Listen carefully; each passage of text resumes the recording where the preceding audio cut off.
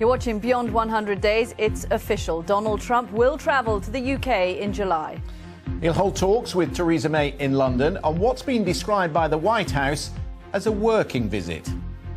It remains to be seen whether this visit on Friday the 13th will be a triumph for the special relationship or for the anti-Trump protesters. Bill Cosby is found guilty of sexual assault in a retrial of charges brought against him in 2004. Also on the programme, North meets South. Tomorrow, the historic meeting between the two Koreas. The first time a North Korean leader has stepped across the line since the Korean War. The princely price of parenthood, with a newborn and his best man duties looming. Oh, you can hardly blame him. Get in touch with us. The hashtag Beyond 100 Days.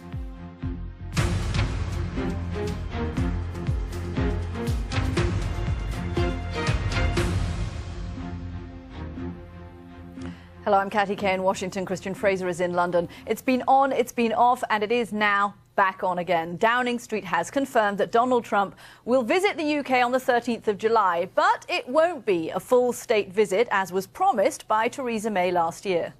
The Foreign Secretary has responded with a positively Trump-like superlative. Fantastic news that Donald Trump will at last come to Britain on the 13th of July. Looking forward to seeing our closest ally and friend on the greatest visit ever. Channeling full Trump. In a moment, we'll get the thoughts of our North America editor, John Sopel. But first, let's go to Westminster to speak to our political correspondent, Ben Wright. We've had days of endless hugging and hand-wringing and slaps on the back. Ben, is it any coincidence that they've picked the 13th of July before Bastille Day? Because we think back to last year, and of course Donald Trump was in Paris with Emmanuel Macron. Are you suggesting, Christian, that some in Whitehall might be rather jealous of the blossoming bromance between President Trump and President Macron? Well, I think some in Westminster have been watching the closely developing relationship between France and the US with some concern, and I think there will be relief here that finally, as you say, this visit is going to happen. But it is not going to involve carriages down the Mall. We don't think it will involve banquets with the Queen. There won't be trumpets and processions. This is going to be a very slimmed down visit. A working visit is what Downing Street are describing this as, tacked on to a visit that President Trump is making to Europe anyway, a NATO meeting in Brussels at the same time.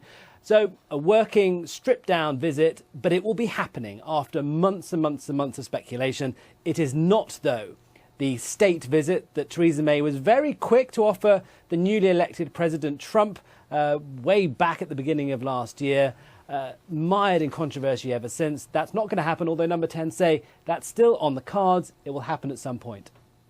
OK, John, there's some risk for this in the White House. They know that Donald Trump's reputation in the UK is not perhaps as stellar as they would like it to be. How nervous are they about protests?